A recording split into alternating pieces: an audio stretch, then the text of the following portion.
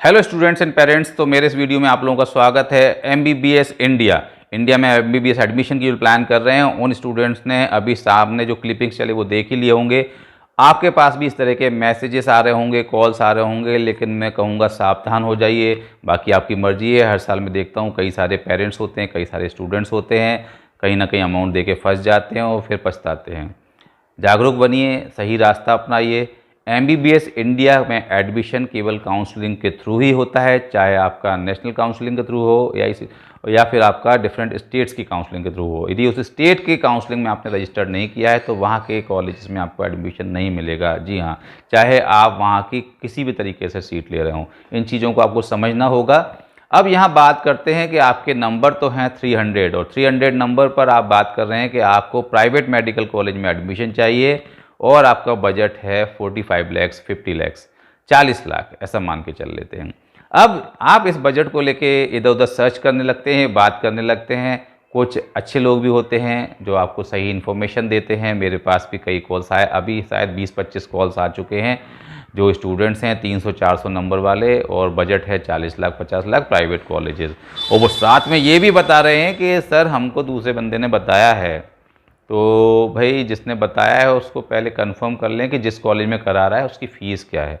उस कॉलेज को भी आप फ़ोन करके उसकी वेबसाइट्स पर डिटेल निकाल लीजिए। बहुत सारे कॉलेजेस की वेबसाइट पे फ़ीस अपडेट है, एक्चुअल फ़ीस डली हुई है, कुछ मेरी लास्ट ईयर की भी डली हुई है, तो वो थोड़ा बहुत डिफरेंस है, तो ये क्रॉस चेक कर लें। यदि आपके नंबर 300 हैं, 350 हैं, तो 40 लाख में आपको कोई कॉलेज नहीं मिलने वाला। जो लोग आपको बता रहे हैं कि हम केरला का फलाना एडमिशन करा देंगे, केरला के कॉलेजेस का कट ऑफ ऊपर जाता है, आप ओपनली चेक कर लीजिए कि क्या वहाँ का कट ऑफ है।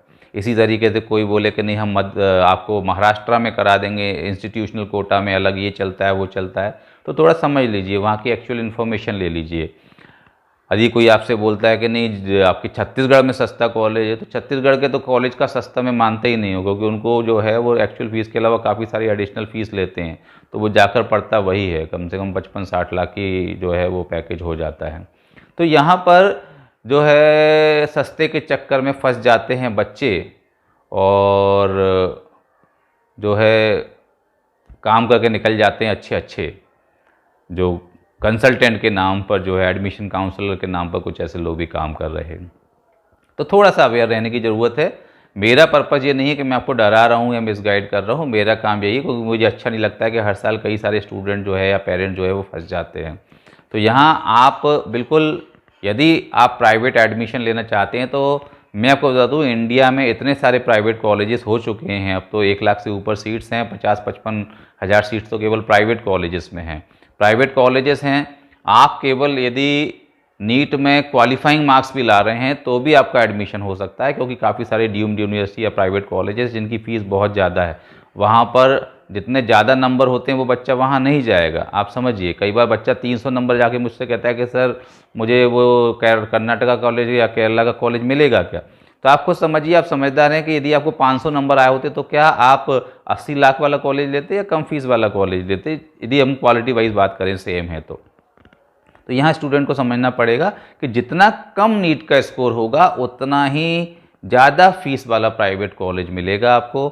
यहाँ पर आप इस चीज़ को बिल्कुल दिमाग में रख लें कि यदि आपके कम मार्क्स हैं तो 40 लाख 45 लाख वाले बजट के जो कॉलेजेस हैं वो आपको नहीं मिलने वाले हैं। तो इस तरह के जो भ्रामक मैसेजेस आपके पास आ रहे हैं, कॉल्स आपके पास आ रहे हैं, उनसे बचिए और अपना जो कीमती समय है वो ख़राब मत कीजिए और कहीं पर भी इस तरीके से पैसा मत दीजिए, क्योंकि ऐसा पॉसिबल नहीं है कि कम नंबर वालों को वो कॉलेज मिल जाए। कई लोग ऐसे फेक कमेंट करते हैं, नहीं हम मैनेज कर देंगे।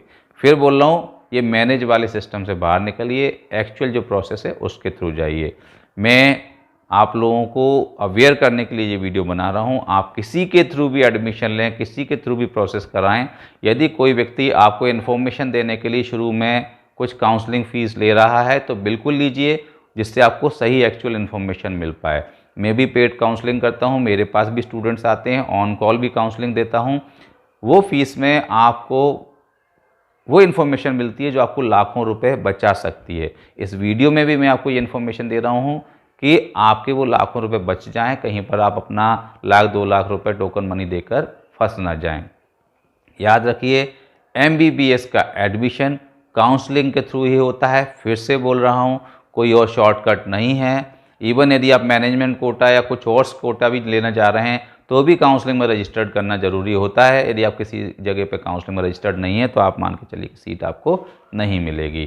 तो उम्मीद करता हूँ कि आप जागरूक बनेंगे और इस तरह के बहकावे में या जो फ्रॉड मैसेजेस आ रहे हैं उनके चक्कर में नहीं पड़ूंगा। आप सभी को शुभकामनाएं, आपका बेहतर रिजल्ट हो, आपको बहुत बढ़िया कॉलेज मिले, आप अपना डॉक्टर बनने का सपना पूरा करें। इस आशा के साथ इस वीडियो को समाप्त करता हूं। आप सभी को शुभकामनाएं। नमस्कार।